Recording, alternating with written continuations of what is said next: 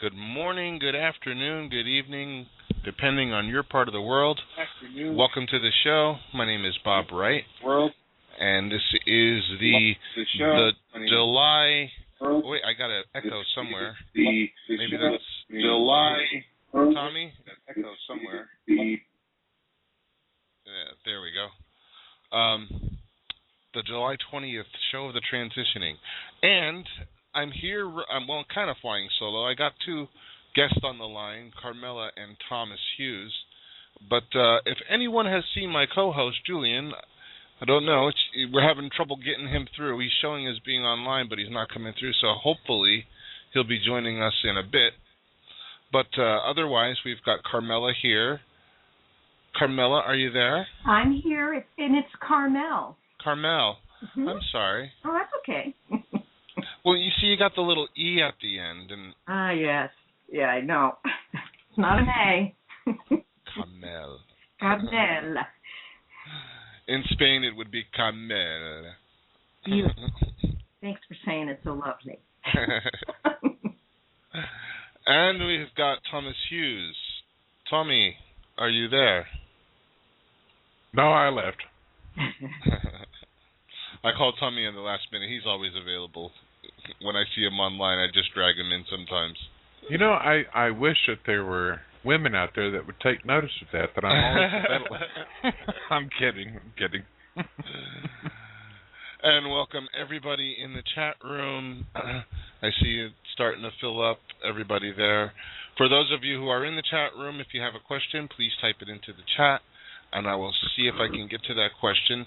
For those of you who are calling in, or if you'd like to call in, the call-in number is 646-716-4598. And if you call in and you press the 1 button, that will flag me that you have a question, and I'll see the little thing in the studio, and I will get to you if I can.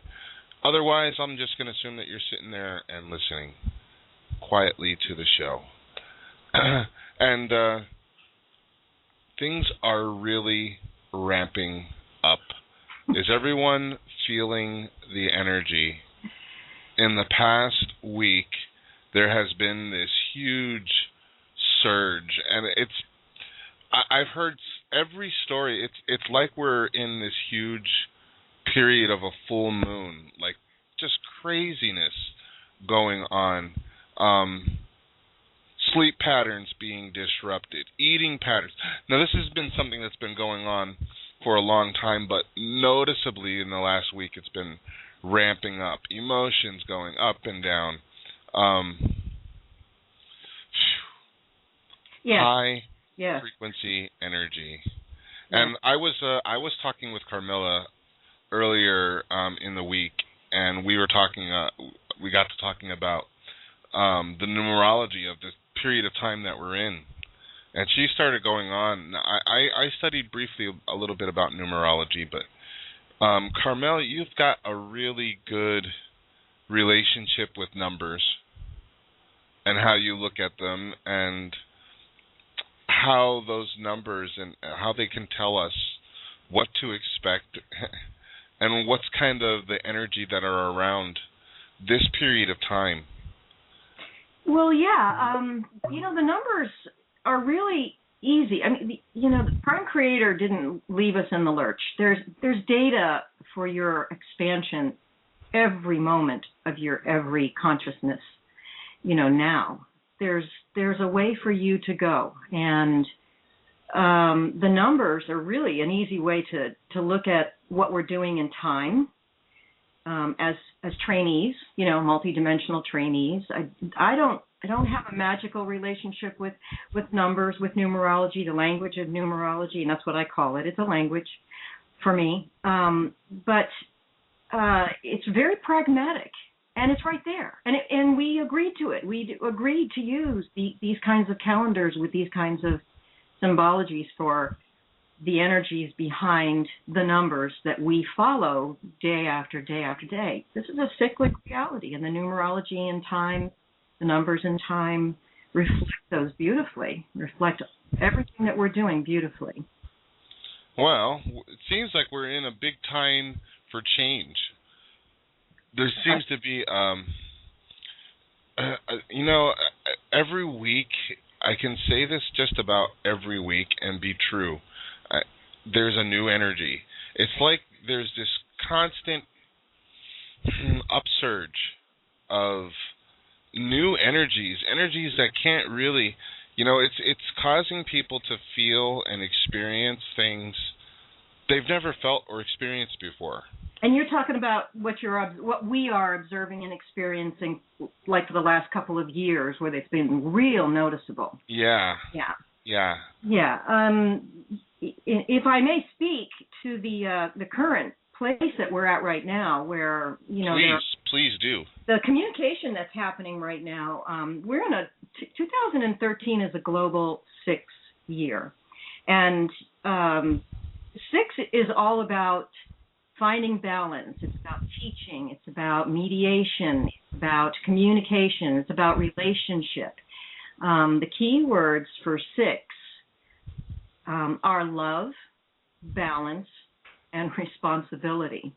And one of the things that we're finding with OPPT and the IUV and the RV and all these things that are happening right now is the bottom line is that if you're not accountable for your presence right now, you can't access anything. You can't access your power in any way if you don't understand who you are and where you are. Now, time, for me, the way I look at it is time is like a training classroom. When I get all weirded out and hairy about what I'm doing as I'm absorbed into the 2013 events, I have to stop. I have to go, oh, that's right. Well, that's right. This is just a classroom. It's just a program. It teaches me that I need to be present, basically. I need to heal the things that I have been believing that have been injurious to my expansion and have fed negativity, be that perceptions of entities outside of yourself in the time reality, or, you're really only fighting yourself right now. That's the struggle I feel that and the way I look at it with the numbers, 6 is a point of healing. 6 is, you go 1, 2, 3, 4, 5, 6, 7, 8, 9. I mean, the sequence in the cyclic reality is really simple. And I just want to add this in case anybody wants to go poke around while we're talking about this. There are 2 blog sites where I simply talk about numbers as I see them when I'm inspired to do that.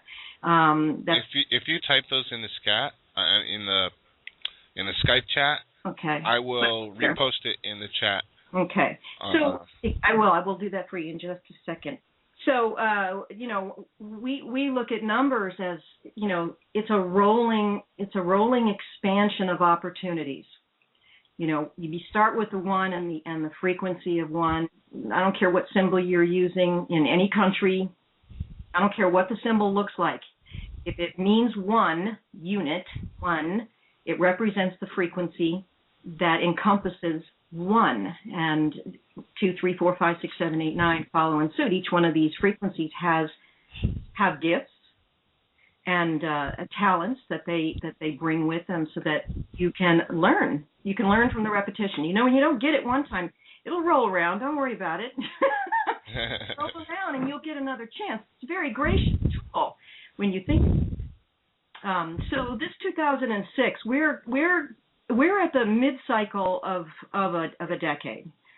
The decade, when we look at, and I'm going to break this down so that I don't start rambling. And if you have any questions, do interject. That's okay. When we're looking at 2, that's the millennial frequency. We break down 2013. It adds up to a 6. But you use those sub-elements to understand, to really get a broader picture. That's kind of like taking a step back and looking at what that 6 is really made up for us right now. There are other 6 years that we have gone through, but they have never been, for us, a 2 plus a 0 plus a 1 plus a 3. And that's kind of pertinent information when you're looking for opportunities to expand. So the biggest and the longest cycle that we have going for us in a frequency is the 2. Now, that's only according to a co-created, we agreed to this calendar. I don't care what the story is behind the Gregorian calendar, but we've agreed to, most of us on the planet, to use that calendar. And in doing so, we're accountable for the training that comes with using the frequencies there. So the 2 is all about connectivity, relating, partnerships, harmonizing for the sake of a project, to kind of get it together. But it's also I am another yourself. It's recognizing I am the all and the all is me, Well, that kind of goes in line with what we've been talking about the last couple of weeks, about soul families coming together, reunions, resolutions being made between lots of different aspects of ourselves in our relationships. That seems to be like a major theme. A lot of people are starting to gravitate towards their soul families. And a lot of times that means when you're resolving a lot of these relational issues, a lot of times that means people are gravitating and leaving relationships or changing relationships or ending relationships. Yeah. This year is definitely the year of relationship. Period. Your relationship between you and you, your relationship between you and your close community, and your relationship between you and the grand scheme of things in the all. And so all relationships are in flux right now, and those relationships that are not of benefit to your expansion, healing, because the key words for 6 are love, balance, and responsibility, and that means healing. You gotta rip open that wound and clean it out, and lay it back together the way you like it. And all relationships have the potential to do that. They actually do, but there is with the 2 behind the emphasis here. And I'm not an astrologer, but I'm looking at all the planetary alignments, and these alignments that are happening right now are kind of indicative of the power of these frequencies that are rising. I look at it numerologically. Astrologers look at it through planetary positions and the angles, the degrees. There's numerology within those degrees, but we are on the right path. I don't see anything really going wrong as far as timing and process is concerned. But all these relationships that are breaking up, they were ill to begin with, and people are more people now are saying, okay, we agree to disagree, instead of you're to blame. I'm right and you're wrong. That's kind of going away. The relationships are having there's the subtleties of love are starting to surface, and so I don't know one relationship that hasn't either improved or agreed to part nicely. That around me in my sphere anyway. Well, it's also, if you took this to the global level, you're watching the global level. We're watching the healing of institutions and communications. I still think that mass media is going to clear up by the end of this year. I do believe that the door is open for that, and it's edging its way towards that doorway, so that mass media has more truth involved in it, because that's love, balance, and responsibility. Well, it seems to me that it's almost as if the universe is cleaning the window, so to speak. Yes. It's kind of like clearing the window so we can see what's inside. We can see very clearly, in our relationship with other people, we get to see more clearly who they be. And once you see very clearly who they be, then we have a choice whether this resonates with us any longer. Does this serve us? And if it's not serving us, it seems to be almost ripped away from your life, Yeah, it's like instantaneous once that decision has been made internally. Yeah, it's and this is not just with people, but it's with jobs, it's with all kinds of things. People are just kind of... It's with the whole world. Yeah. It's and I'm glad you're not going on about how you can see clearly now, because you just traumatized me. Because into my mind came that song from the 70s, I can see clearly now, the rain is gone. Wait, who sings that song? I don't know, but it's scary. Is it Carly Simon? Maybe, yeah. No. That'll still come to us. Somebody in the chat room will remember. But we should probably let her sing it. Yeah, because I don't sing on that well. But these moments of clarity are becoming much more frequent. I'm noticing in the last couple of months there's been an expansion of awareness. There's been an expansion of awareness with people who I never thought would want to look in the direction of healing, global healing. They were fine. They were making their money. They were paying their mortgage and taking their vacations and blah blah blah. So no discomfort for them. So they think. But I'm watching people I never thought would open their eyes. They're opening their eyes, and they're actually quickly. Then they're saying, "Wait a minute," So this is still to unfold. And when we come, these are annual cycles that we're in this annual cycle. And I know I started talking about separating the numbers of 2013 so that we can understand what we were working with, but this one of 2013 that's running with us for a whole 10 years, for a whole cycle, is about the self taking that responsibility, for the self taking responsibility for its own expansion, for its own manifestational skills to be honed, and that's not a joke. We've got people who are in their jobs saying, "I don't want to go to work." And the more they say it out loud, I don't want, the more they get. And so, part of that responsibility I'm finding is that verbal communication that comes with 2 and 6, that's very natural, needs to be tweaked and taken seriously and based in love. 6 is it's love-based reality. That's why we're healing. We love that we're healing, And what you're speaking about is right on, because the law of attraction has changed. Used to be, whatever drum you were beating, the law of attraction didn't care. It just listened to the drum you were beating. Right. So whether you said I want or I don't want, you were beating that drum, and so you got what you didn't want because you were beating that drum all the time.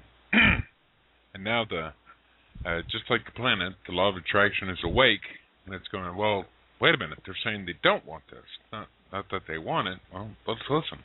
Right. And so that's what's going on. People are beginning to manifest stuff. I wanted to put something in here for you, Bob, to put on your site or put on the Blog Talk page or wherever. This is my understanding. That's the old chakra system, and we are going through the realignment of the 7th chakra, which is the throat chakra. Used to be we only had 7 chakras. By the end of this year, the human body we live in will have 13 chakras. And so next month, the Well of Dreams chakra goes active. When that happens, sky's the limit. Because with all these different alignments that are going on, and then the way the law of attraction is awake now, whatever you dream will start to manifest around you. So the Well of Dreams chakra is the next one to go active after this one. Each full moon, it's a chakra going active. Now, this Well of Dreams chakra, that sounds interesting, because a lot of people, myself included, have been experiencing intense, vivid dreams, collective dreaming, where you're dreaming with friends, relatives, and having the same dreams. Okay, well, let me impart something to you about that. It's just my own experiences, okay? Dreams we call them dreams. The Indians call them the sleeping world, and I can assure you that the sleeping world, what goes on there, is just as real as what happens in the waking world, the world we're all in right now. But amongst Indians, it's kind of a joke. We always talk about when somebody passes gas, you're getting a prophetic message from a toothless wonder. So the other night I had a dream, which I usually don't. I usually don't remember dreams or have dreams that I know of. And so if I hadn't woke up laughing, I would have woke up crying, because it was so peaceful. Everything was in balance. Everything was attuned. Everything is the way you'd really enjoy seeing it. It was fulfilling. And I was in a room with, I want to say, a dozen people or more. And I passed wind loudly right in the dream. And everybody was looking at me with a confused look on their face, and somebody from the back of the room said, "Good one, Thomas." Relax, everybody. He was just clearing his throat. When he said he was just clearing his throat, that's when I started laughing, verbally, physically laugh, and that's what I came back to consciousness as. And that's all I remember. About 20 seconds of the dream is all I remember. And I woke up laughing. But if I hadn't woke up laughing, I would have woke up crying because I didn't want to leave there. Coming back here to this world is like torture. And I'm not even kidding a little bit. Well, yeah, and that's when, when I get to those moments where I go, oh, this is a joke, and I don't want to be here anymore. I get it. I'm done. Yeah. I have to stop and return, really get a hold of myself and say, well, wait a minute. This is just the program you're running. Just stop for a second. Take a breath. Look for the joy right now. Find something that tickles you right now. It doesn't matter what it is. And pull myself out of that downward spiral of being stuck someplace that I'm really not stuck. We're really not stuck there. It's choice. We've been choosing to be there by our focus. Yes, and I want to say something else about the Well of Dream chakra coming up and everything starting to go active with the new chakra system. And there's scientific evidence to support that, and I'll go into that in a moment. There's people who have dreamed of being in contact with Sasquatch. And all of a sudden, I'm busier than a one-legged man and a butt-kicking contest because all of a sudden I have people contacting me on Skype going, I'm having this experience. What do I do? And I'm sitting there going, oh, God, here we go. And I've taken on 5 people in the last month that are having actual Sasquatch experiences. One guy here in Northeast Texas, I could hear the Sasquatch over his cell phone on the tree right behind him. And he's seeing footprints and sending me the photos through email. He's having experiences with the Sasquatch, and he goes, man, I dreamed about this my whole life, and now it's happening. I'm going, oh, God, that Well of Dream chakra is going active early, or it's just a prelude. So it's happening. This is we've talked about this on the Collective Imagination, and mentioned it several times that as we get more and more into this new energy, our dream world and our waking world are going to become the same. Yes. And people are beginning to really, really experience that in a big way. It's happening already, yeah.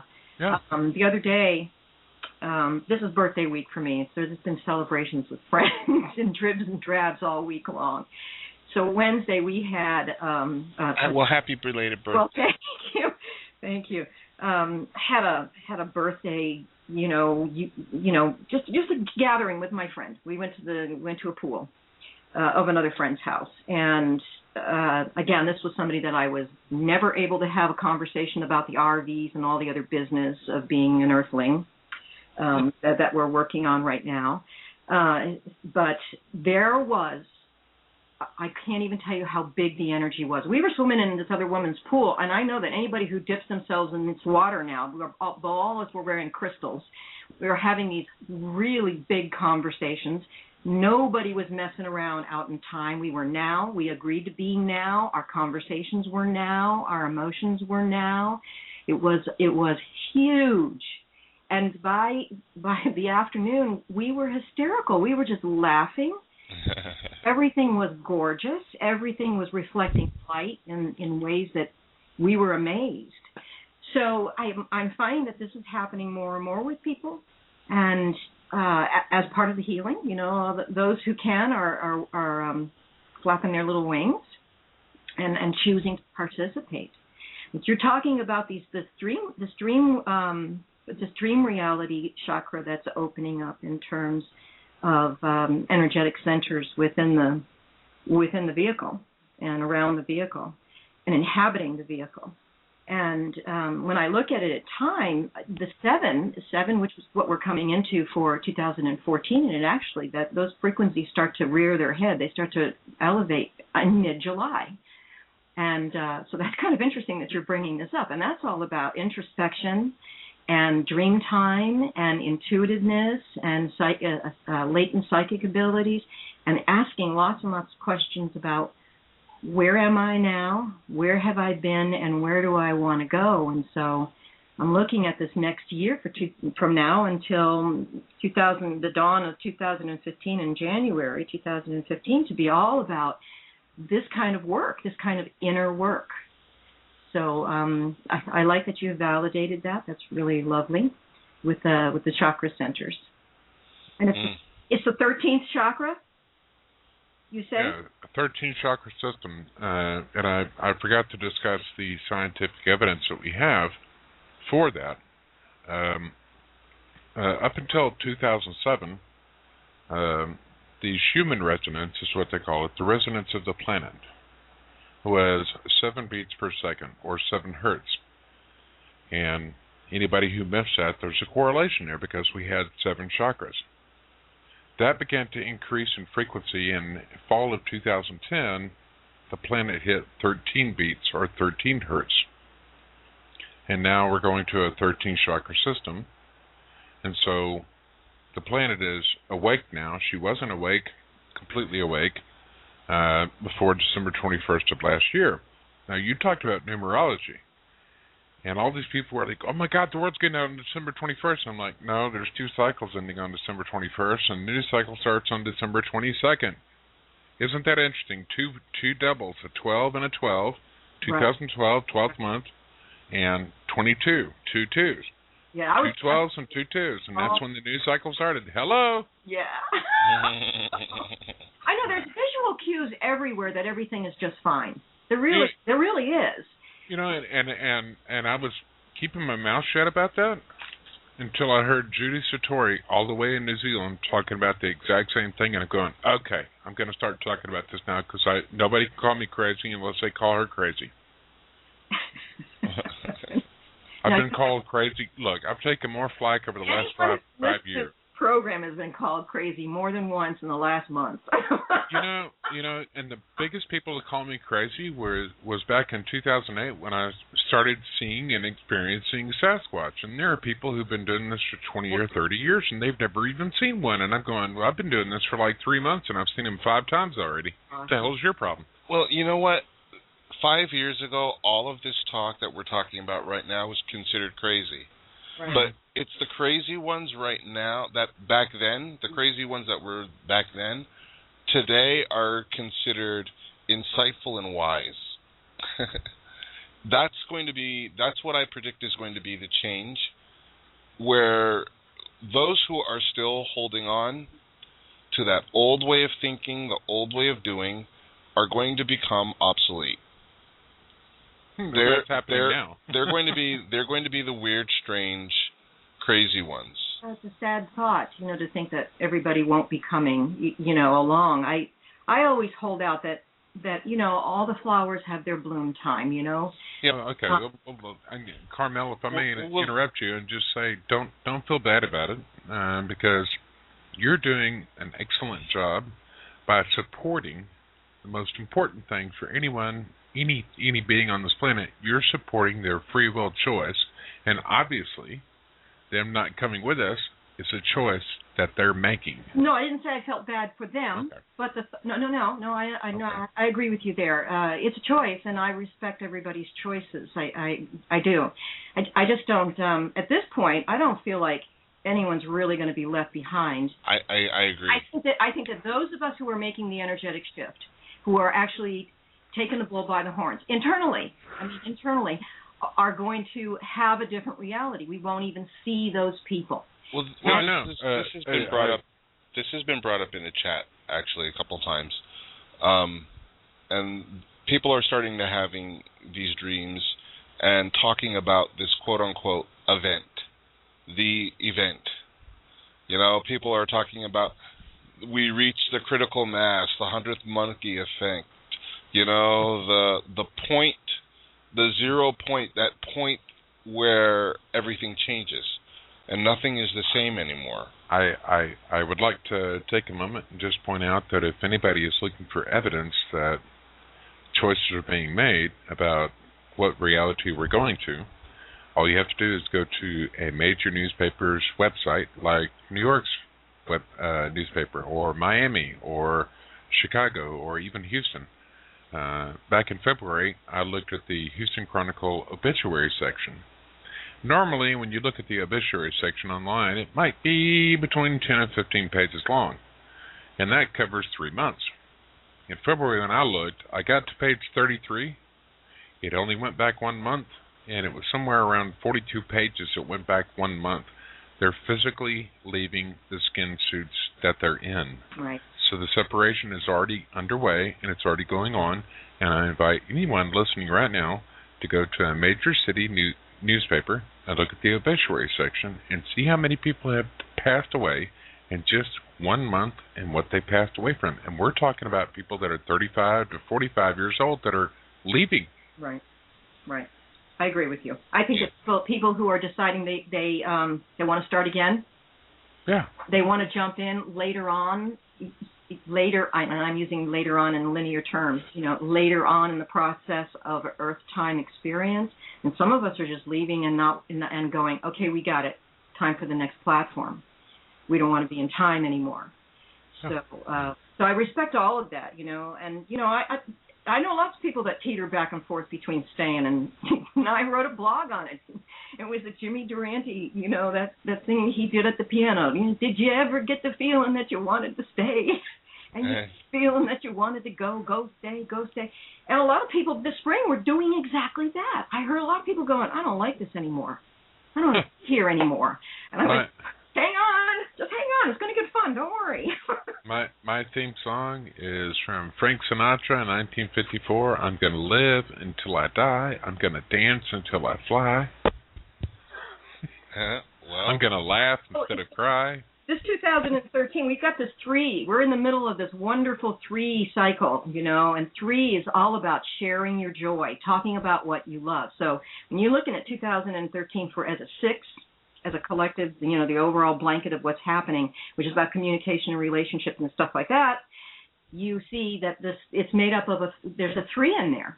There's a 1, it's about me, about how I feel and who I am and what I want, and I am, the first source and center, as part of the 1.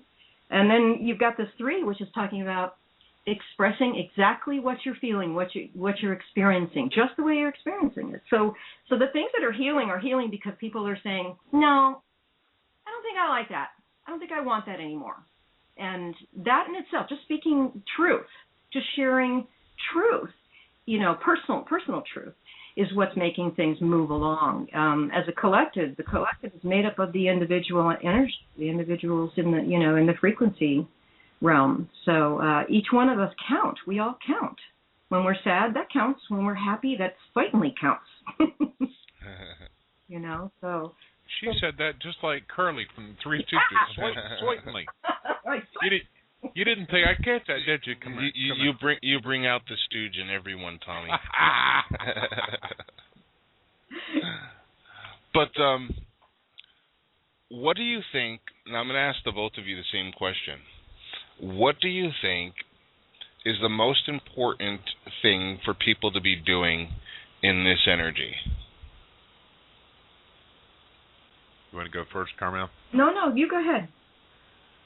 Well, I keep my answers as simple as possible. So your question is, what do I think people should be doing? First of all, I'll just make a statement. I try not to think because it hurts my head. But actually, what I feel and what I know is that everyone really needs to be clear about their choices, because your choices are going to affect where you go, where you come out at. And if you want to go through the reincarnation cycle, you're more than welcome to. If you want to go back to eternity, it's not such a boring place as it used to be. And not after this experiment. So it's up to you. Yeah, I agree.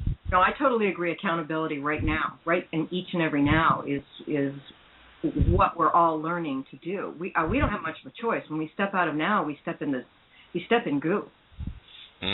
We end up getting frightened because we step out of now and into the illusion, and all of a sudden there's a news or an article in front of us that is fraught with fear. I wanna speak on what you're just saying right now, and then I'll shut up, because that's usually what I do on shows. I just stay quiet.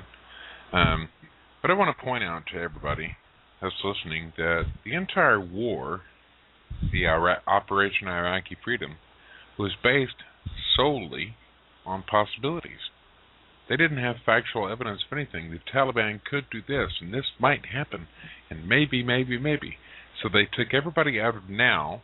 Is this going on right now? No, it's not. But it could happen. It could happen. It might happen. It may happen. We have to plan for this. We have to do that.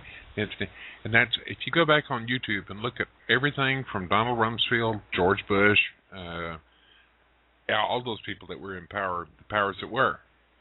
Go back and look at the news conferences and what they were saying. Might, could, possibly, this, that. They never, ever, ever. The weapons of mass destruction were always a possibility. They never factually actually showed us pictures or intelligence or anything that ever, ever, ever gave us evidence for any of that. So, thank you, Carmel, for pointing out being in the now. Thank you. Oh, you're welcome. Thank you for reminding me. I mean, you know, we all have our networks and we have our peeps that come close to us when we're working at being healthy. I mean, we're all working right now. There's a little image that I have when I talk about numbers and about how my experience is feeling. And I've never been in the cockpit of a helicopter, but if I could translate crawling into the cockpit of a helicopter, crawling into the cockpit of my multidimensional presence. My time reality did not have the awareness of my gifts and my skills and my talents as a multidimensional eternal being. And so I see myself when I think about me playing around in time and going into the time classroom for a lesson. And I see myself crawling up into this cockpit as a small person, you know, like a youngster, you know, somebody who doesn't have all the information yet, all the data yet, isn't finished growing yet, not quite an infant anymore. But the other day I actually saw us, and I think about us. You are me in the mirror. I look out, I see you, I hear you, I converse with you, I attract you to reflect back to me what I'm needing to grow, to expand, what I'm wanting to grow and to expand. So I saw us as the little person, you, me, crawl up into the cockpit. Transparency is available to us now. I saw our little heads with our hands on the wheel, with our little heads peeping over the wheel, the steering column or whatever, the console, the control console, which we're almost ready to use, and able for the first time to look out the windshield for ourselves. Or we were, if you could take the process, we were standing aside the mechanism a few years ago. We were standing outside the multidimensional vehicle presence and saying, oh, I have one of those. Look, I have one of those. I know I have one of those, but never owning it and never getting in it and never being present with it, never operating it, always from the outside. Now we have crawled into the inside of this, for the lack of a better image, because I haven't gotten there yet either. But I know there's an energetic presence that's entering a mechanism platform for being the multidimensional that we are, that I know I am, So that now presence is what helps me to remember where I am and what I'm doing.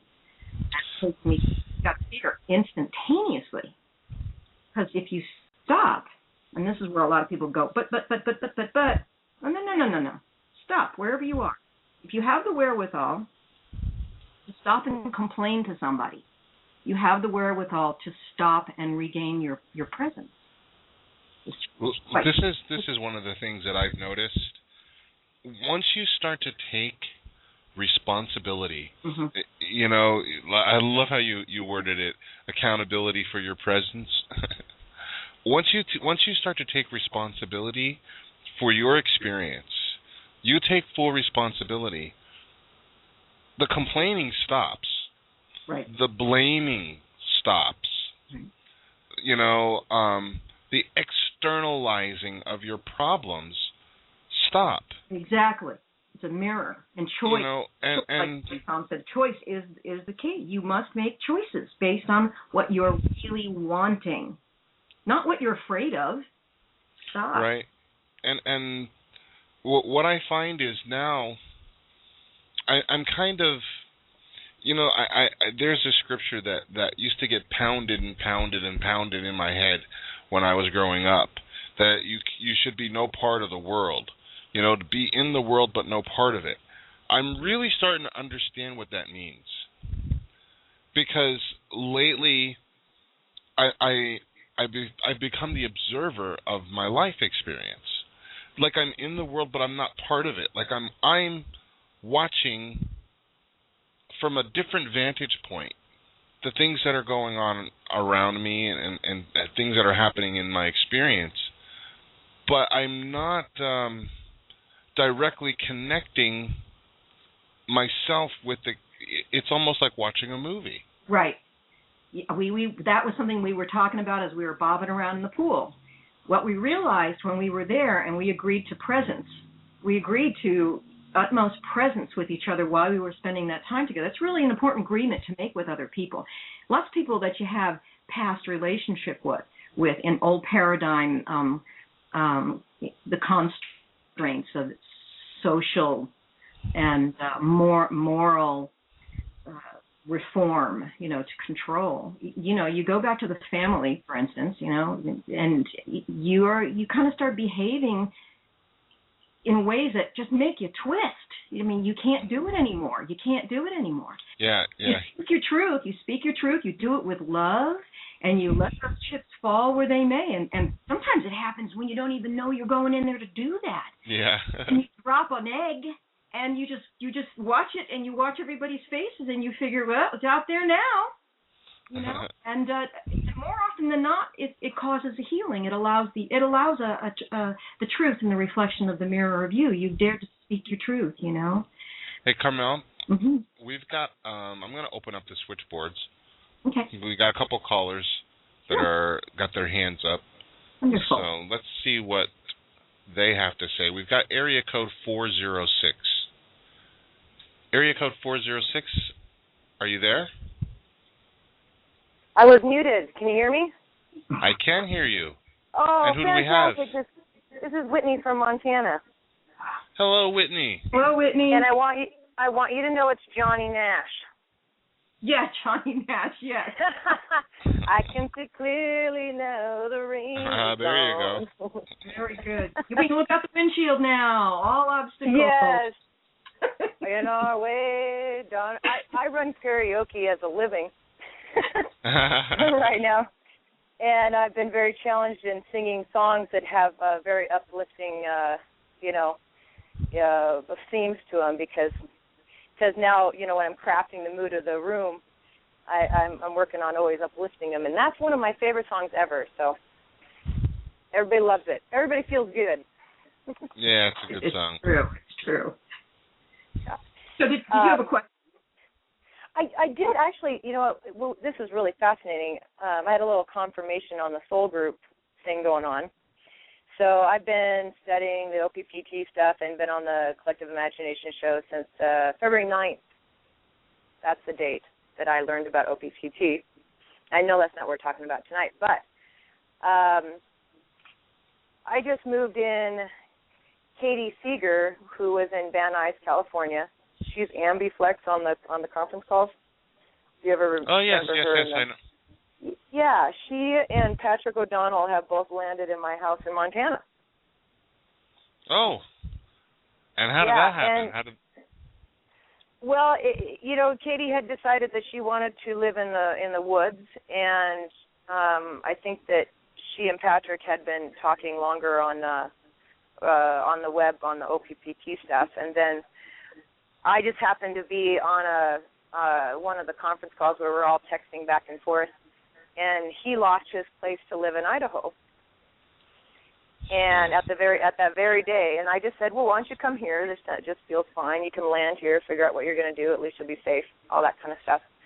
And it turns out that Patrick and I are now dating.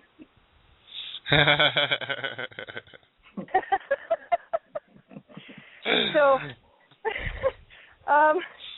Very synchronistically, huh? Very, extremely synchronistically. No. I just want to point this out. Now, Patrick, you said he lost the place where he was living. Yeah, they decided to move family into his place, and Katie had already bought her plane ticket to go up there and got the U-Haul stuff all done, and it was just it was one night, and one little thing. If I hadn't spoken up, then we wouldn't be having this amazing experience. We had Katie out on a river in Montana twice this week. She'd never been in the water in a river, doesn't swim, and now she's like owns her own tube.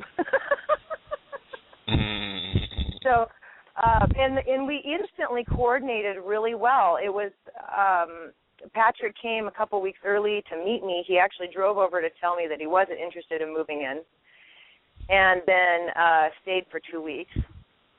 And then, thank good, Katie, we got over here just about right after July 4th. But since then, it feels like a year that we've been together, but the three of us have had amazing growth experiences already with having to deal with a lot of 3D paradigm type stuff. And we coordinate. I mean, there's so many little synchronicities, it just can't be wrong. Well, you see, all those synchronicities, they could have been mistook for mishaps. Yeah. Him not, people losing their jobs or losing their homes. But that's just change, and this is one of the key things that I think really, really helped me. Not to label anything as good or bad. It's just what's happening. Because you don't know what it's leading to. You just know that things are changing. And if things are changing, that means that a new creation is in the process of becoming. And that's the time to really get excited. I love hearing these stories of how people are connecting, because these seemingly coincidental, accidents that happen fit together so perfectly. And it can't be wrong. It can't be wrong. It's done in such a way that you can't deny it, and it's just there in your face, and you're like, wow. Yes, that really just happened. I remember something.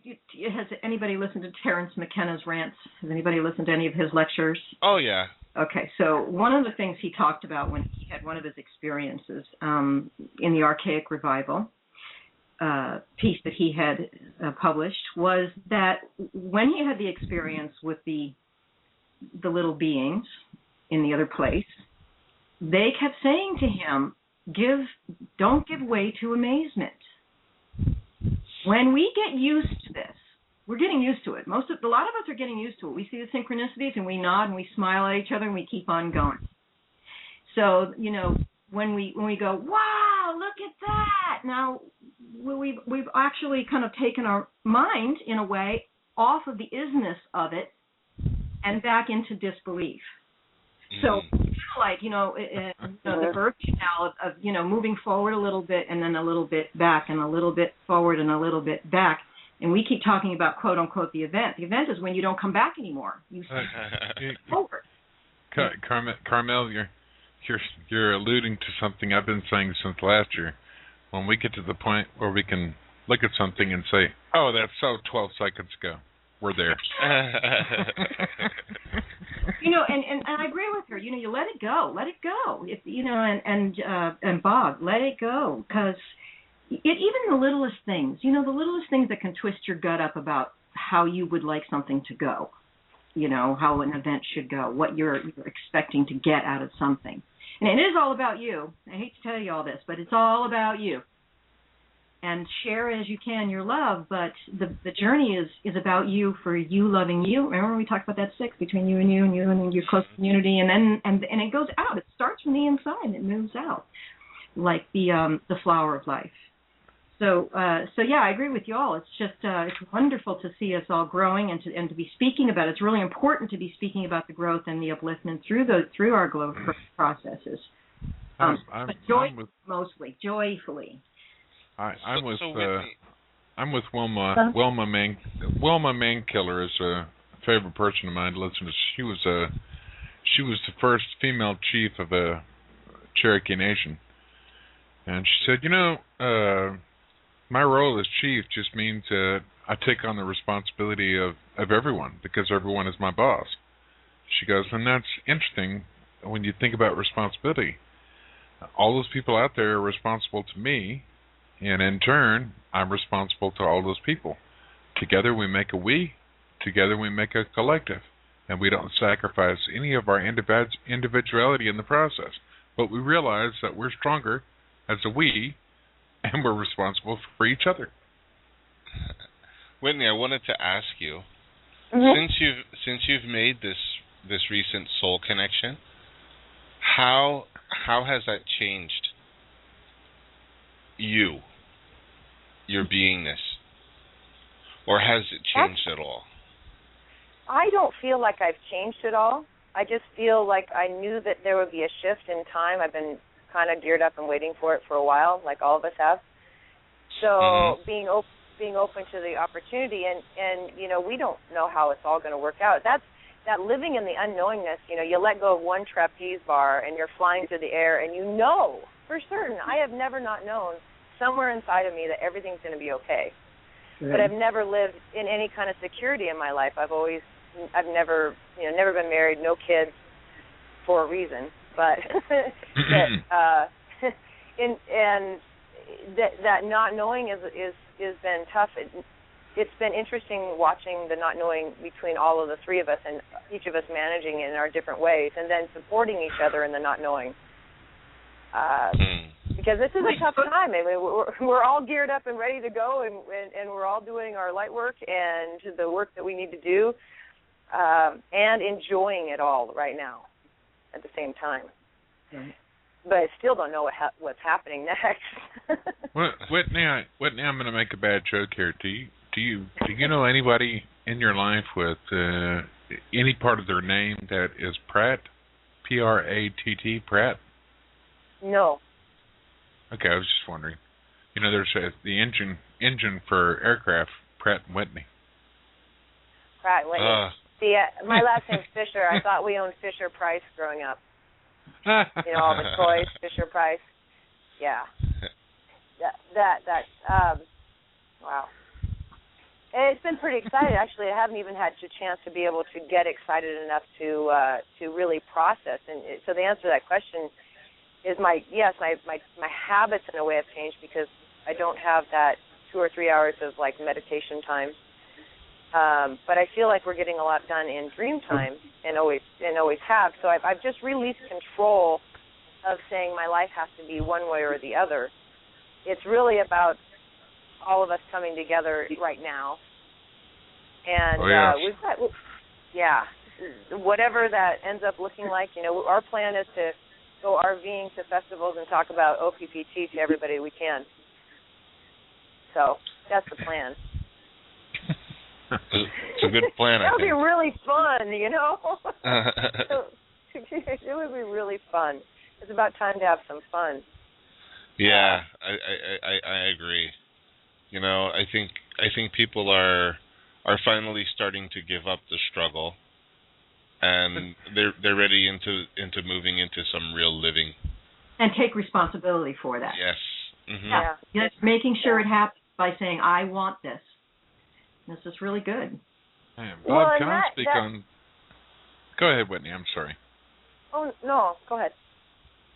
Just going to see if Bob would let me speak on something from him, because this is one of my recent experiences, and it's rather, puzzling in a way. Do you mind, Bob? No, go right ahead. I've heard from 2 different women now, one being the mother of this body, where they're having some kind of dream. The mother called it a nightmare, and they were verbally, in other words, consciously, the body was screaming loud enough to wake the husband up. And that came from my mother just yesterday. But there's a woman who's having Sasquatch experiences and has seen them several times over the last 3 years around her house here in Texas. And she's had the same thing and woke her husband up, not screaming, but cussing at somebody, chewing them out. And she has no memory of this. So I asked her if she has a digital recorder, and she does. And so, well, when you go to sleep, put the digital recorder right next to your bed, and that puts them on the spot. They'll either leave you alone, turn the recorder off, or you'll get to record them. So she couldn't listen to any more of the recording after an hour and a half because there's no kids in her house, and yet on the recording you hear a child laughing. And then the recorder's on her nightstand, and it's 8 inches away. And she hears someone whispering to her, "Wake up. Wake up. Come on, we need you to wake up. We got to go somewhere. Wake up. Would you wake up?" And she has all this on a Sony digital recorder. And she won't listen to the rest of it because she's, well, a little nervous about listening to the rest of it. But that hasn't been going on since she recorded them. Wow. So it's going on. It's happening. And one of the things I know, and I've spoke to the Sasquatch people about this, a lot of souls in human skin suits. This is the thing that humans think that they are the body that they're in. And they're slowly coming back to the awareness that we're beings of light, we're souls first, and we live in a human skin suit. Okay? So there's a lot of souls, when they go to sleep, and they come out of their body because their avatar skin suit, their body, is sleeping, they go to other souls who are just going to sleep, and they're like, "Come on, stay here, stay with us. Stay in this exploitation, manipulation, death, reincarnation. Stay with us." "No, we're not going to stay with you. You want to go that way? That's your choice. Our choice is to go back to what and who we are. And this is not it." And so there's a lot of souls that are trying to keep us from making the choice to go to this new reality that's waiting for all of us. And that's part of what's going on. And I'm having it happen in my life. I'm sure other people are having it happen in their life when people come and try to sway your decisions. Well, I believe that the separation between a lot of these perceived realms is beginning to disappear. And a lot of these what used to be called paranormal, which is starting to become very normal, experiences are going to be happening to everyone. You know, your average everyday accountant who has no interest in the esoteric whatsoever are starting to have these experiences. You know, people who've never, even believed in the spiritual world are beginning to have these types of experiences. And I think it's a way of one thing of waking people up to a bigger reality, but it's also letting us know that our perceptions are changing. Because once you experience something like that, you can't pretend it didn't happen. I mean, in some cases you can, but when it happens again and again, you can't pretend anymore that it's not happening, that it's not real, and that a redefinition, a reevaluation of what we thought to be real, a rewriting of our paradigm needs to happen. And it's happening on every level to some of the most unlikeliest of people that you would never expect it to happen, like Carmel mentioned earlier. It's happening. And it's going to reach a point where it can't be denied anymore. People are going to have to accept a larger, greater reality of them, and a greater view of themselves in the world that they live in. We have another caller. Oh, go ahead. I did have one more question. Go ahead, on Whitney. Sasquatch. I'm sorry. Oh, yeah, I'm still here. We're actually planning a nice little walk into the woods tomorrow with a gal that in the area that I live at, about 45 minutes south. There's a place where she found in the woods that there's kind of a natural circle of rocks or something that was put there a long time ago. And we're going to go back up there, and it's been pulling at my brain to do this since last fall, but it was too snowy and icy and then just hasn't done it yet. And this whole time I've been feeling like, okay, especially since we all started talking about Sasquatch, maybe this is a point of connection. And so I wanted any advice on how to deal with that. Maybe what to do tomorrow. What state are you in? I'll just ask what state you're in. I'm in Montana, in the northwest. So I'm. You're up there with the Yankee Sasquatch. Okay. We live. Yeah. Are you going tomorrow? We're going tomorrow. There's probably going to be 4 or 5 people going. Just be respectful. And that is one of the collective. Just be respectful and enjoy the energy that sweeps through you, because that is just a ceremony site. It's actively used by the Sasquatch people. That is a ceremony site. That's why the rocks are stacked the way they are. Okay. So just be respectful, that's all.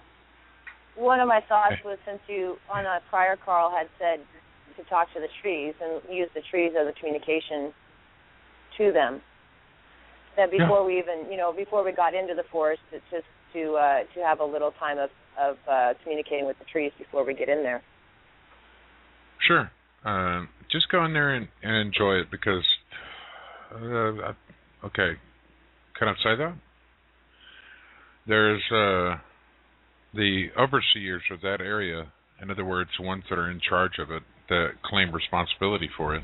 Mm-hmm. One of them's 14 feet tall, and one of them's a little over 16 feet tall. So just enjoy yourselves and be respectful. Oh, I think we've got Julien on the line. Julien, are you there? I am. Can you hear me? There you are. Hi. Hi, Julien. Sorry about that. Hi, everybody. Hello, Hi, Julien. How's everybody? I missed the first hour of the show. My own show. I can't believe it. I apologize. You're here. Whitney, I had one question here, because I had a little picture came into my mind while I was listening to you. What's your birth month and your birthday? 7/13. Oh, not the year. July 13th. I just turned 40 last Saturday. She gave it away whether you wanted to or not. She was born in 1970. Yep, 73. Okay, so 11/2, and tomorrow, and the 6th. So it's looking like 11. You're have an 11 influence upon you. I don't know if you know anything about the frequency of 11, but you're asking to go out and have interspecies communication. 11 and 22 and 2 are the frequencies that allow the opportunity for interspecies communication and cooperation. Oh. Well, I agree. I totally agree with Tom said. Just go out there and be respectful and listen. Listen. Don't say a word. Just listen.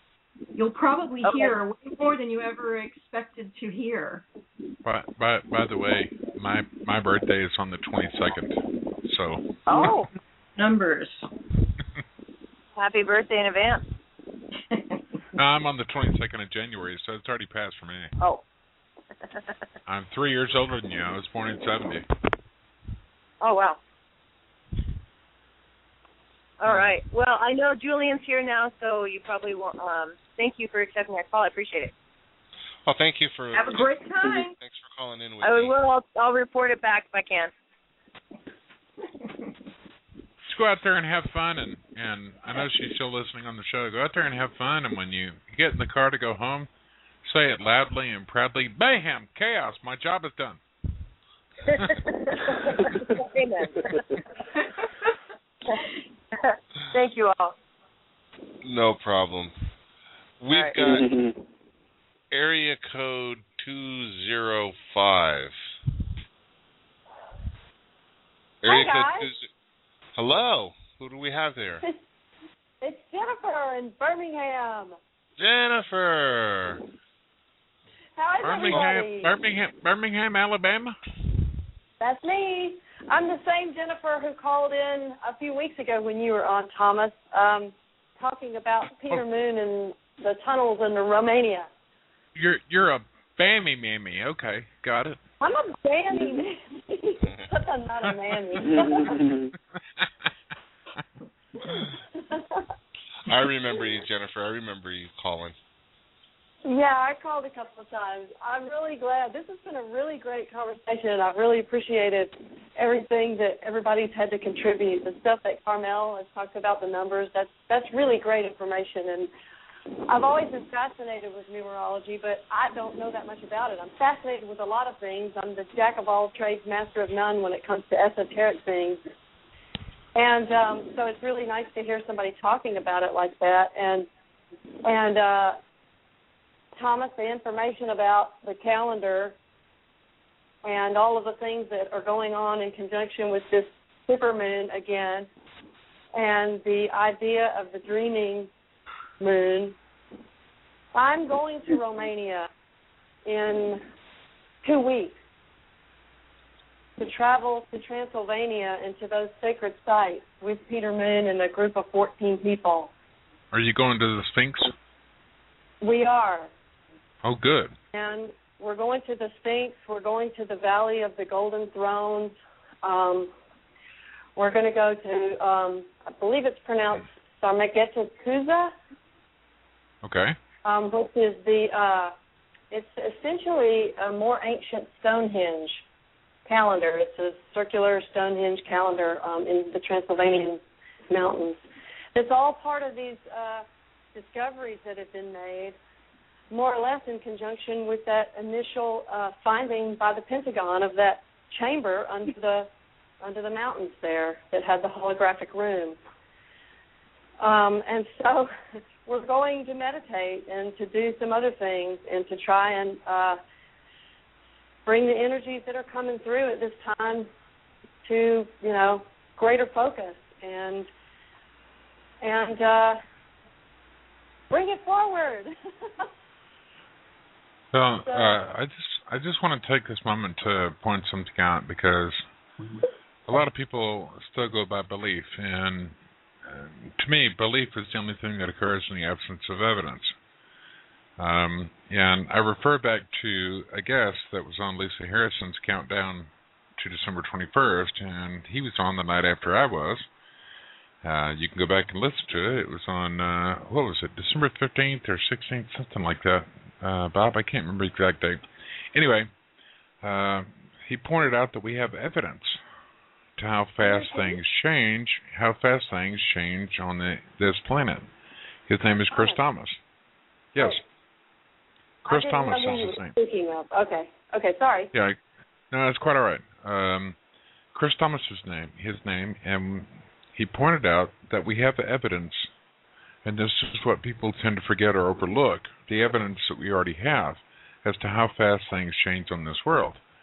When a woolly mammoth falls out on the North Pole, which has happened, they're always found chewing, frozen in their mouth, the last thing they were eating. There was no time for them to spit it out. There was no time for them to swallow. That's how fast they froze, because that's how fast things change on this planet. So when we shift, when this change occurs, we're going to shift. And if we're still in the same body, it's going to be very different than it is right now. So everything right now is a prelude or preparation for the shift that is coming. And so we're going to get all these chakras in alignment with the body, and people who are rejecting this new reality or this new way of living on this planet will get to go somewhere else or stay in the third dimension or whatever the case may be. I can't speak for the planet. She's the one that is pretty much running the show. She's the one that's got the vaudeville hook and pulling people off stage and making people stay on stage. So we have the evidence, though. about how fast things change in this reality. So that's all I'm going to say on that. Okay, great. Is in thinking about how I can apply such concepts to my experiences when I go to Romania, all can change in the blink of an eye, and I might be there when it happens. So many things are happening. But I also want to interject one more really interesting synchronicity into the conversation at large, and that is Whitney and I both went to the same high school in Montana. How about that? Yes. We discovered that when we became Facebook friends, secondary to the OPPT, all the stuff. Dare I say that both of y'all probably dated the same guys occasionally? Or should I even go that far? Maybe her big brother or something. I don't know. Okay. All right. Fair enough. I'm a few years older than her. But okay. It was so funny. It was like, oh, wow, you went to Big Sky High School? I did too. In Missoula, Montana, of all places. But anyway, so, synchronicity. It's happening all over. Yes, it is. It really is. And it's great to be a part of, and it's great to let the flow happen. In this last 6 months that I've, embraced it in the sense of the OPPT breaking my brain open like it did so many other people, I can't imagine going back to being any other way. I really can't. It's day to day, and I've never been happier. That's why we call it progress. Thanks, Julien. Yes, absolutely. Julien, now that you're here, we were talking about some of the intense energies that people have been experiencing and how it's been manifesting in their lives, in their relationships, and in their experience. Is there any energetic information that you can shed some light on? What have you become aware of in the past? A little late, because yesterday was a really big day for a lot of people, myself included. This weekend is still pretty potent, although the peak of it was yesterday.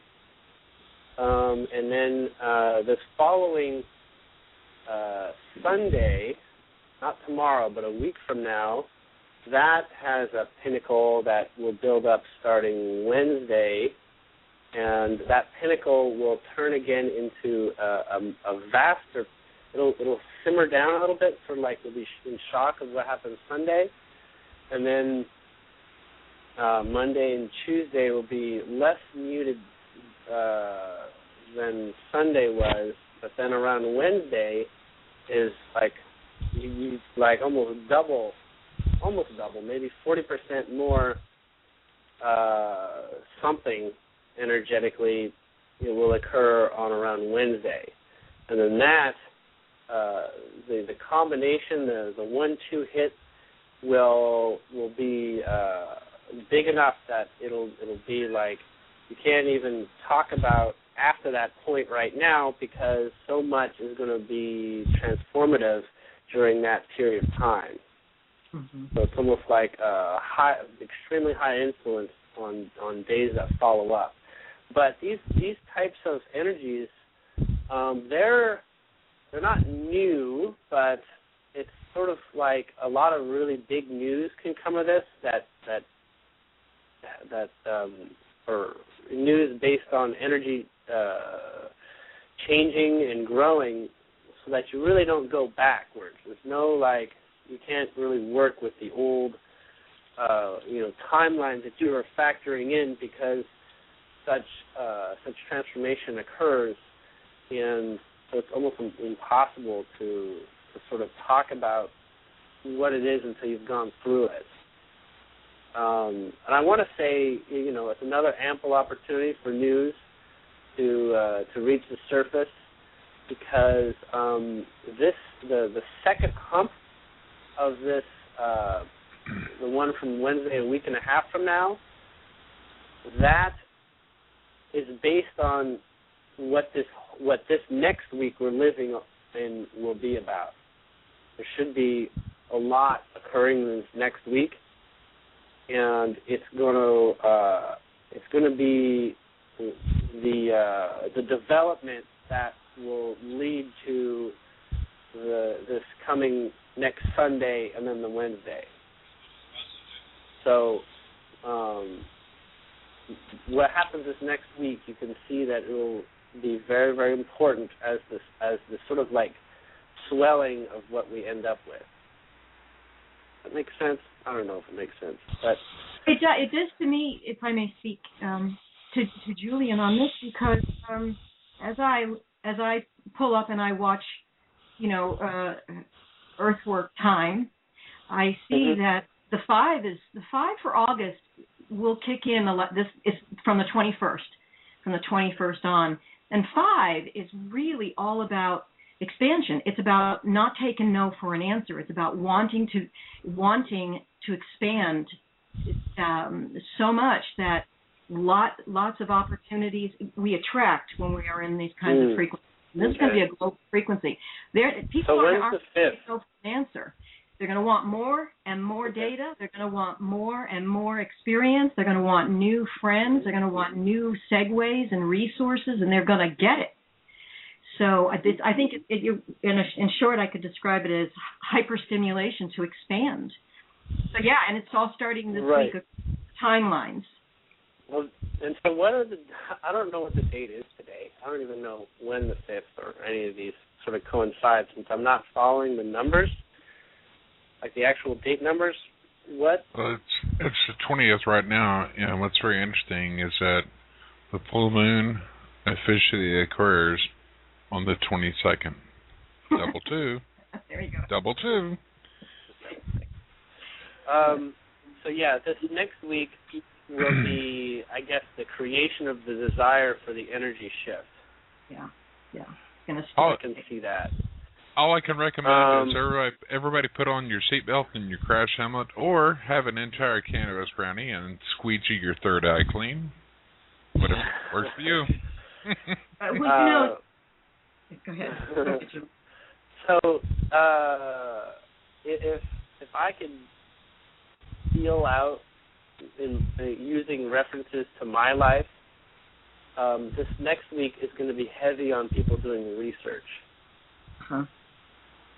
So heavy on people looking into acquiring data for their comfort. Yes, and now, do you think that is going to be as a result of some sort of new revelations? Because it started with the energy hit yesterday. So the energy heightened, the high pinnacle of the energy yesterday should lead to, well, I'm assuming is leading to this curiosity and wanting to do this research this next week. But the actual events that will transpire as a result of the expansion of seeking knowledge and understanding this next week will have results on next Sunday and especially the Wednesday after that. That's just how I sort of see it. But I don't have anything astrological or numerological to back me up here. So I know you guys are better at that. No, really not. You actually touched on all the key words that I'm seeing at the same time through my own translation tool. Okay. And when you said, the urge for information, yeah, it's that stimulation to want something different, to expand. It absolutely must be followed through with data. You have to have data and then experience. Experience is data as well, So through 2014, all the way through and full on into the beginning of 2015, data is going to fall like manna from heaven because we're looking for it, and more people will be looking for it. They'll be demanding it mentally, energetically they'll be demanding it. And also physically, those people who are in physical frequencies. Their personal years are in outer numbers, 2, 4, 6, and 8. Those people will be the ones who are out there doing. And the people who are in odd numbers will be the people who are working the energetic system more than being out into the mirror and actually making things push and shove. But we need them all. We need everybody to make it happen. So, yeah, I agree with you completely. Yeah. Mm-hmm. Anyhow, what else have y'all been talking about? I know we had Thomas on here, and I love Thomas. I swear, I don't know why you're not on the radio anymore, Thomas. Everybody loves you. Okay. I love you. Okay, Bob dragged me kicking and screaming onto the show today. Okay, just come on, Thomas, we need a sucker for the show. It wasn't like that, I assure you. Well, I'm gonna. No, we were just talking about, you know, some of the new energies and dealing with some of the new energies around this time. So, I mean, we didn't get into a lot of really, really deep stuff, but... You know, Bob, that I'm going to joke about everything because I choose to laugh instead of cry, so I may as well do something that I can laugh about, right? Right. Oh, we love your jokes, Tommy. You know, that's another thing I would say that is important for people. Lighten up. Yes, please. Please, lighten up. Please. I do that to people all the time because I'll be on Skype with them or on the phone, and they'll say, "Let me call you back later," and I'll say, "Well, okay, just once, but my name is Thomas, not back." You got all these lined up, don't you? Well, you know, I mean, there's if you just look long enough, you'll find something to laugh about with everything. Okay. And people used to get so upset with me because I would insult ascended masters, and I said, you know, the reason why they're ascended is the one reason you're not, because everything that you're upset about, worried about, crying about, mad about, cussing about, they're laughing at. That's why they're ascended, because they can laugh at anything. That's a really important point. Thank you. You gotta laugh. You gotta. You know, I mean, there's a lot of people are going through some intense changes in their life. And I'm not going to say that these changes aren't challenging or that it may not cause a little bit of chaos in your life. But if you take things too seriously, you know, and you really stress yourself up about all of these things that are happening, it just makes that period of time last longer and get worse. Yeah. It really does.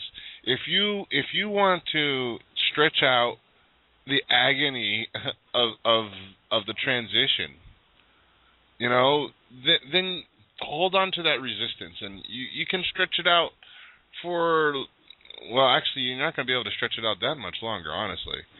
To be honest, really, you're not going to be able to stretch it out much longer than a couple years. That's why I say everybody's choices are important. So just think about your choices. Right. Yeah, think about whatever it is that is coming out of your mouth, you know, with passion, and whether it's anger, fear, you know, or laughter. That is what you are creating in your experience. Right now. Right. So, you know, when people, you know, and I ask this question, I've been asking this question a lot, you know, with my friends and family who are around me, when they start getting into that mode where they're complaining and, you know, and have you seen this? And it's like, what are you focusing on? And what are you creating right now? Mm-hmm. I'm also noticing that even in the rooms of light workers, in the clusters of light workers, the people who are waking up, they're dealing with the teetering between pulling the fear weeds out of their garden and taking their own power back into now. They're working real hard and they're doing it, but they catch themselves a lot too. I'll see a lot of people catching themselves going, "Ooh, didn't mean to go there. Let me remove that what I just said," because that was just. Well, even from light workers, I've been getting ridiculed by people who understand or supposedly understand the mechanisms of manifestation. And when I ask them that question, Bob, sometimes you live in a fantasy world, and sometimes you really need to come down to the real world. Well, my fantasy world is my real world. Yeah, I don't think you're. Right. Either it works that way or it doesn't. And maybe it's a basic axiom for some people that your thoughts create reality, right? But if that's true, what are you thinking? Right. You can't dismiss it. You can't hold that truth in one hand and then do something else in the other and expect to have the same results. It's just not going to happen. Right. It isn't going to happen like that. People have been studying a lot of quote unquote spiritually awake people have been studying, the law of attraction and manifestation and how to, change your reality. But applying it, there's one thing, like in the Matrix it says, there's one thing in knowing the path and there's quite another in walking it. And it's time for people to start to walk that walk. You cannot go around talking it anymore. You've got to put it into action, and it's got to become real to you. And it isn't hard. I have a question for Julien. Julien, I've been listening to you for a little while, and your adventures and your conversations with off-world entities and beings. And I got to ask you, because I feel like, you need to say this out loud. When you have these connections and you're having these experiences, what state of beingness are you in when these things flow for you? Are you now, or are you in the past, or are you in fear? It's like, you're probably now maintaining a presence of now for a long enough period that you're open enough to hearing communication and having communications or attracting, and you always have these lovely stories to tell. Go ahead. I'm sorry. Go ahead. So I don't spend, contrary to probably what people are believing, I don't spend half my day talking with them. I really don't, because they're more like friends, and you never get into serious stuff, right? You're just, you don't get into deep subjects when, you're just having conversations. Occasionally some interesting tidbits will come up, and that'll be nice and whatnot. But it's almost like just having a companion with you at your side, and you're just, they don't show up in my awareness almost more than like maybe 5 times a day. They really show up when I set up these calls, or when I have deliberate intent to have them talking through me. That's when the real good stuff comes out, right? And when I'm in a position to talk about timelines or energies and whatnot, I don't spend my days thinking about this stuff. I'll only get things that will show up and say, "Oh, you're gonna want to take note of this," or things like that. So I'm not always in this sort of 0-point field. It's only a lot of the times it's been when I'm working with the public, because I'm actually working with the public and making it more pronounced and easier to access. It probably sounds terrible, but I use the audience's attention on me to bring up the energy more seriously and bring up the subjects and get them to be more pronounced.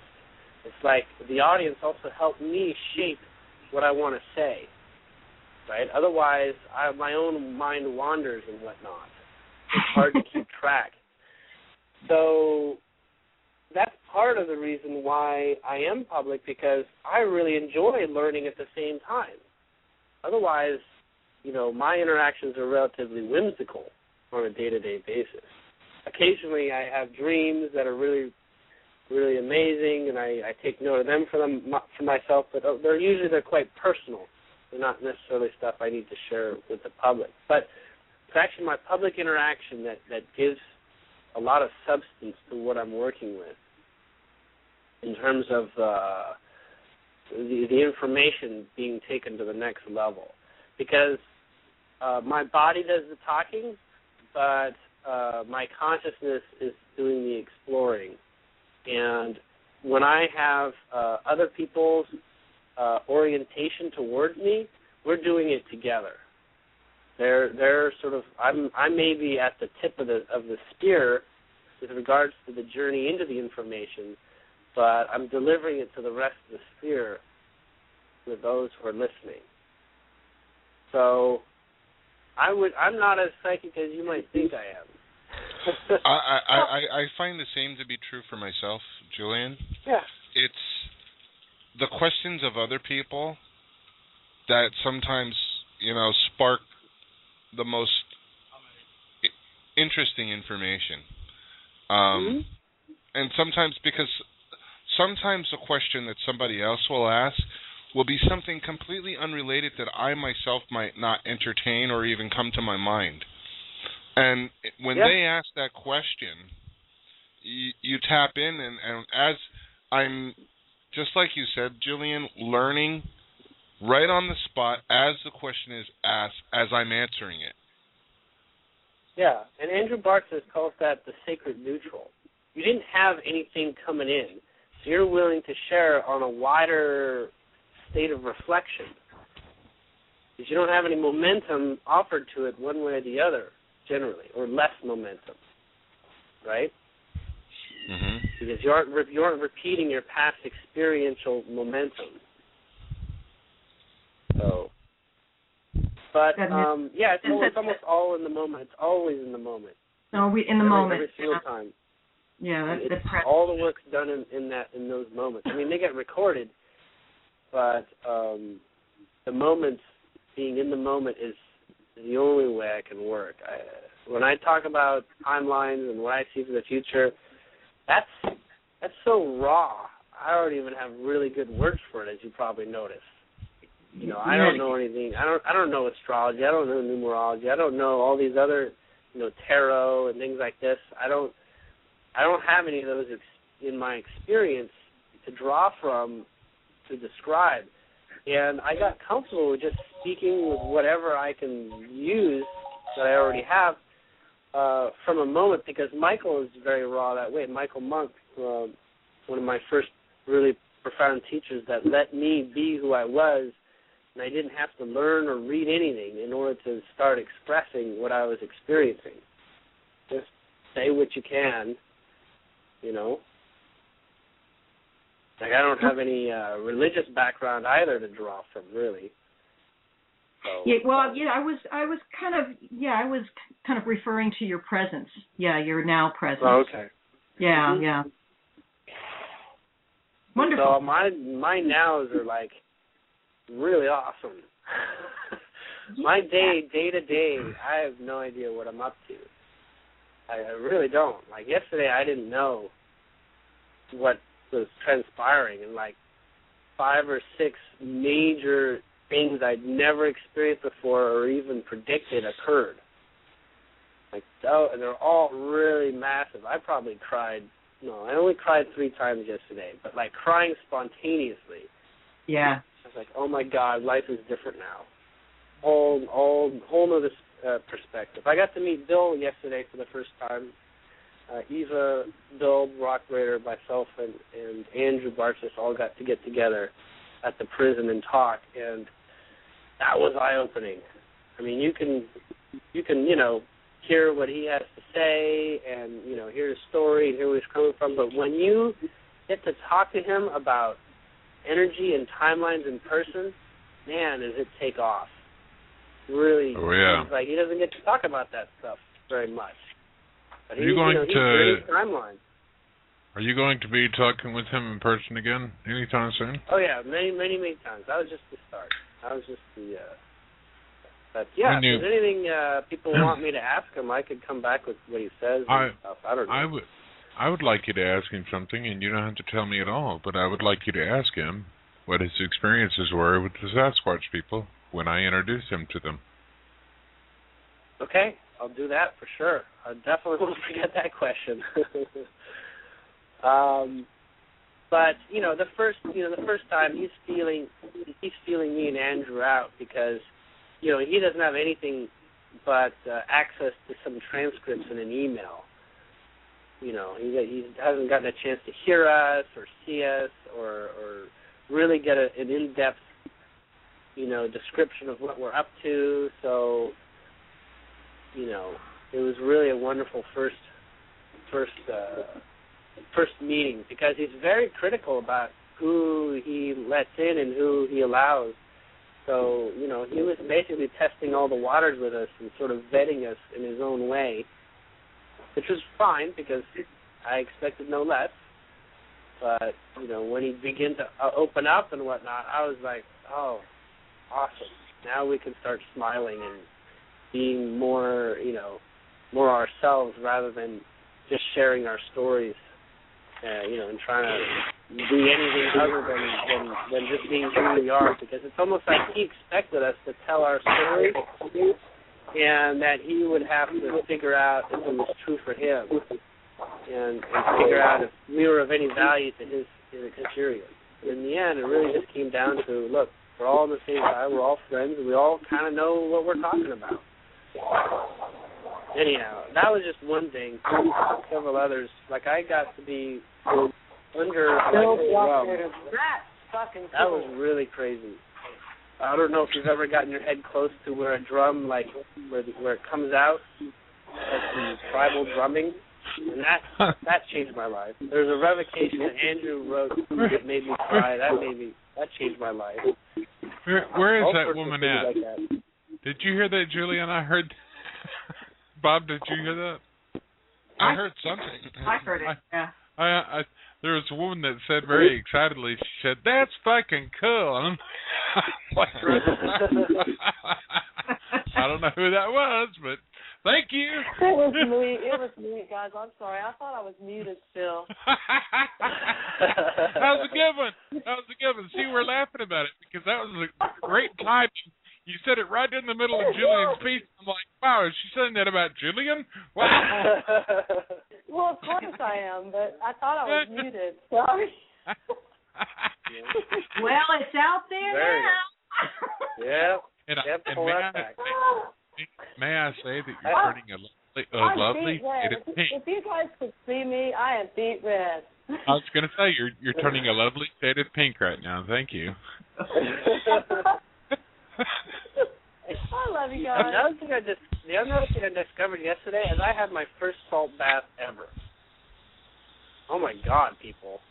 How did I miss that one? Your first what? My first Epsom salt bath. Oh, I'm a completely different physical individual after that. So I highly recommend it. So you don't have to have any expectations. I was just going to say, you don't smell today. No.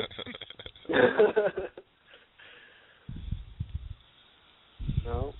It's anyhow. I'm sure a lot of people have had salt baths and whatnot, but my first one, I was like, Jesus, why am I just getting introduced to this? Or why am I only just allowing myself this for the first time? You know why that's so beneficial, or why it makes you feel so good, right, Julian? I'm not really. Something about drawing toxins or something, or I don't know. It does do that. It does do that. One of the most important things for the human skin's food is magnesium. And Epsom salt is not salt at all. The active ingredient in Epsom salt is magnesium phosphate. So you're getting a direct absorption of magnesium into the body, and the body loves it. Wait, what does magnesium do, chemically, though, for the body? I don't know what magnesium does. It relaxes your muscles, it neutralizes lactic acid, and it soothes your nervous system. It feels good. So, it feels good. It'll help you let a lot of stuff go. Without Good. a lot of... Okay. Yeah. I can see that. I used to do body work, and one of the things I had a clawfoot tub in my suite, and I made everybody go take a tub. Go take a tub. Go get relaxed before I have to, hammer on you here. I don't want to work hard. I just want to deal with your energy, not with your twitchy muscles, So, yeah, more often, Julien. You'll have really... Yeah, no. Oh, God. Now I'm running that every day. Hey, we're going to take... we got another caller on the line. We're going to take one more. Okay. Area code 505. Hello. Hello. Hi. Oh. Who do we have? Hi, everybody. This is Pam from New Mexico. Hello, Pam from New Mexico. I think you called once before, right, Pam? Yeah, I have. Which part of New Mexico? A little town called Cedar Crest. Where is that close to? It's close to. It's near the Rift Valley of Albuquerque. Okay, and here's the $1 million question: how quick do Apache Indians get offended if you call them Mexican? Very. Yeah, thank you. She's from New Mexico. I got it. Just wanted to test her. I did not follow that. You will. It'll make sense at some point. Okay. I was listening to your, Julien, your ideas about energy waves and standing waves of energy and things that are shifting. And looking at this, I am one who has a great deal of difficulty with dates, so I was framing some of the things that you were talking about to a calendar in front of me and noticing that the kind of the beginning of the wave next week in terms of an energy pushing forward, the 25th is an interesting date in that it's called the Blue Resonant Night, and it's the end of the 13-moon calendar. And in some people's language, it's called the Day Out of Time. And it's an end of what would be the 13-moon calendar, and it's the Day Out of Time, so people can have a lot of dream time during that particular date. And if we actually moved forward a little bit, you had talked about there being a peak, which the pinnacle you said would be 7/28, which actually is an interesting date in our local time, agreed upon time, the 29th between 1 and 5 a.m. There's something called a sextile of the planetary alignment. And I heard about that. I didn't know what it was. It's a trine of. It hasn't happened since the 7th of February in 1945, and it's two grand trines coming together with Saturn, Neptune, and Jupiter, which have a whole bunch of water in them, and therefore being emotional, and Pluto, Venus, and Moon together, and they form two interpenetrating triangles, which have an effect, planetary-wise, of a jump movement. So your timing is actually really pretty interesting. Now, yesterday I mentioned that some profound change was occurring, but actually it was based on, how you have a wave, so you have a high point, you have a low point? Absolutely. Yesterday for me was not considered really like a low point in the ways that you consider energetically a low point, but it was like a recovery point. Right? So Mine was Thursday. Everything was opening, everything was clearing, not in terms of potential in energy expressing itself, but in recouping itself. And yesterday was the biggest day for me for that. It was the biggest opening in terms of a reset, go forward from here, but without necessarily data promulgating that. Well, there's, I think I myself felt an unbelievable another one, wave this past week, the 15th, 16th, and 17th. And so it felt like, for me, Thursday was the breath, where I actually could regain balance and my footing and feel some semblance of balance. And this next week of the wave of energy, I think the more we talk about it and the more we're able to have collective mind about it, then the standing wave that's possible to bring the shift that we're all event-driven to bring truth and data and absolute and all of it out, the more we can talk about it in terms of where people's minds are in terms of the collective mind, and reference points that might express a commonality in the collective would then be able to surge that forward. I think so. I think that's totally the case.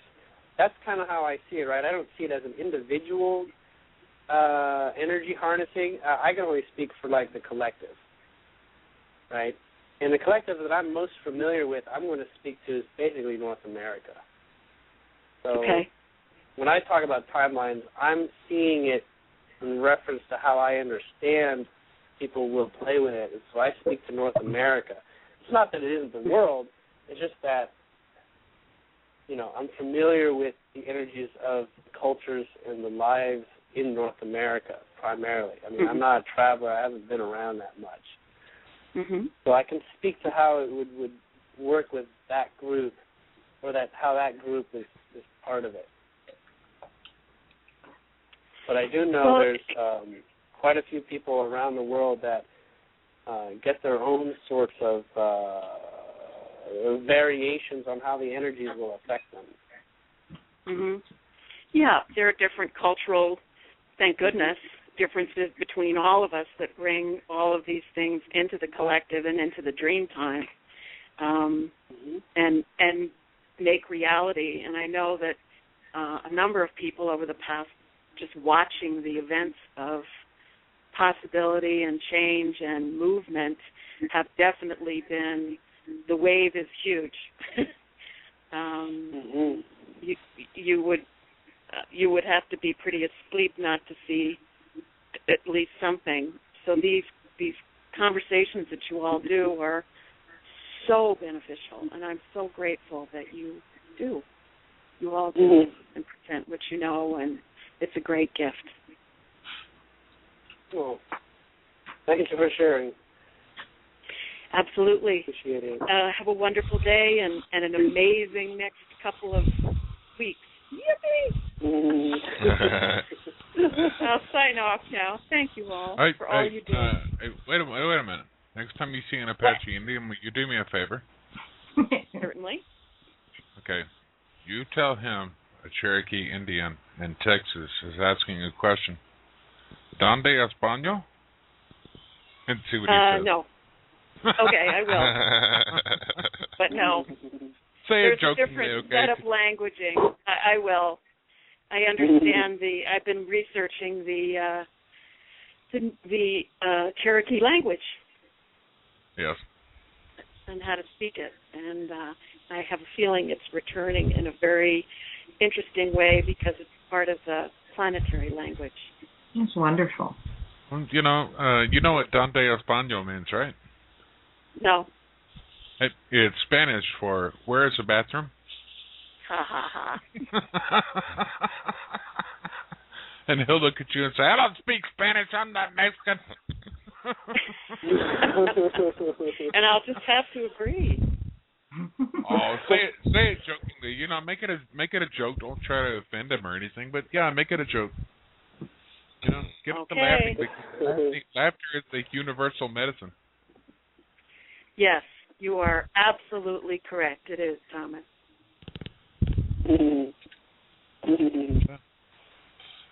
Okay, I think that is the last of our callers. Is it? On the switchboard, yep. We got to all of them. And we're down to our last 10 minutes. Well, Bob, I wanted to make an announcement, actually. Oh, okay, go ahead. it's been requested by a lot of people that I do sessions, even if I'm not even if I don't feel like I'm super professional at that. So I did want to announce that I am going to actually start taking sessions about for a week. And I'm not sure exactly how I'm going to start it, but I've already signed up a couple sessions already. And if you can reach me on Facebook or Skype, we can start something. Basically, I'm accepting through PayPal. And currently, only for right now, the pricing structure is $50 per hour. But if you allow me to make the recording public, then it will be $25 per hour. I'm only doing 1-hour sessions.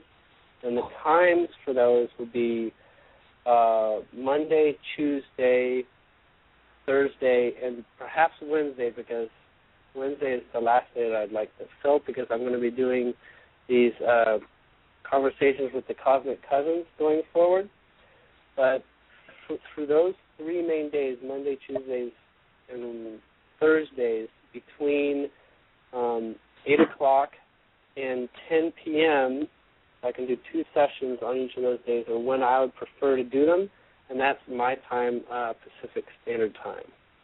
So if you do want to have a session with me, let me know, and we'll see if we can find you in on a schedule. It's very limited right now. I still have a 9 to 5, so I don't really have a need for any of this, but I do find that people do want private sessions with me. And this is an opportunity if you want to get some private time with me, or if you want to get some questions, or if you have a group that you'd like to talk with me with, you can sort of split the cost for yourself. I'm going to offer these times up, and hopefully I don't have too many takers that I get overbooked. And if we do, well, then I'll start considering what next steps I can do. But I just wanted to share that. Reach me on Facebook or on Skype. I think most people can find me on both of them. On Skype, my user name is just Julien Wells, Julien with an E. And on Facebook, I'm pretty easy to find, too. So I just wanted to make sure I put that out there, that I am starting to do sessions at a very light level. I do want to remind people that I'm no Andrew Barsis, so don't, if you're waiting too long to reach Andrew, don't assume because I'm close friends with him that I am going to have access to him. But I'll talk, we'll talk about whatever you want to talk about, whether stuff that I'm into, talk with Pleiadians, talk with me accessing your higher self, me accessing your animal spirit guide, talking on any subjects that you're having trouble with, discussing, practices to help develop energy sensitivity. All these things are on the table, whatever I talk about. Figure enough people are really trying to get private sessions with me, and now I'm just letting it out there that if you do, we can schedule that if you can reach me. I'm not going to put up my phone number, and it's not going to be through phone, so you will have to have a Skype account in order to go through these. So just wanted to make that announcement. Okay. As far as announcements are concerned, you want to make sure that you tune in on Monday, where we have the One People's radio. Hopefully we'll have some updates that I think everybody will be looking forward to hearing on what's going on. Also, Tuesday we have the Collective Imagination. Wednesday, the Enjoy Show. Thursday, what is Chris's new show's name? I can't remember. That's a good name for a show. The Repurposing. Friday, the Remembering, and next week for the Transitioning. Now, before we go, is there any parting words that any of you, Carmel or Tom, you'd like to share with the audience? Anything that you'd like parting? You first, Carmel. Go ahead. I just wanted to, first of all, I want to thank you all for allowing me to be part of this conversation, and for the callers and listeners as well. It's wonderful to just be able to have conversations and, be in truth. And I think that if I had any parting words that I would want somebody to say to me, it would be to remember to be in love now and to carry that through. And that would be the only thing that I would want to hear from other people. Mm-hmm. So I will, in kind, send that out there. It's all good. It's all good. Thank you. The only thing I'll say, and I sent you a contact request, Carmel, as you may have noticed. The only thing that I'll say is be true to yourself and don't become somebody else because somebody else thinks you should be something else. Be who you are. And if somebody tells you that you need to change, look at them and smile and say, don't be jealous. You can be like me if you want to. That's all I'm going to say. Be who you are. Be who you That's be. Right. It's so very important. Be okay with being who you are. In any close relationship that I've developed, I always start by playing a game with my friend. And the game is real simple. You get to ask me any question you want. I don't care how personal, right, or how strange it may seem. And I promise that I'll answer, and I promise I tell the truth. But in return, I get to ask you any question I want, and you must do the same. Now, when you can feel comfortable playing that game, you'll want to play it with everyone, because it is so... It's a great way to get to know other people, but an even better way to get to know yourself. Because when you are able to open your soul to someone, another human being, where you can, be nakedly bare with all of your perceived failings, imperfections or limitations, and still be authentic and still be okay. There's something extremely liberating and powerful about that process. And you'll start to be comfortable expressing yourself honestly. You'll start to feel comfortable being you. And that is the place that everyone wants to be.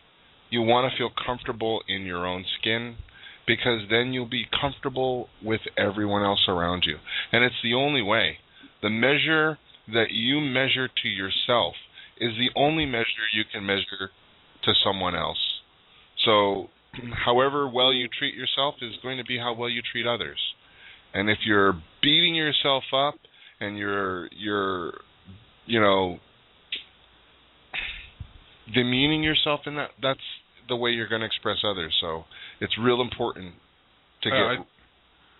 I know we got about 60 seconds. I just want to say, if anybody would like some good tips and learning tools, the movie Instinct with Cuba Gooding Jr. and Anthony Hopkins is excellent, because one of the most important questions for mankind right now, Anthony Hopkins asked in that movie.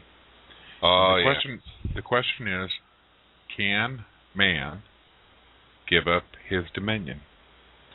Can we give up our dominion and just be part of the whole? That's the real question in front of everyone. Can we give up our control and just be part of the whole? Well, you can if you're present. You do it. Thank you. Now. And for that, we're going to leave everyone else. We will continue the conversation next week, so please be sure to tune in.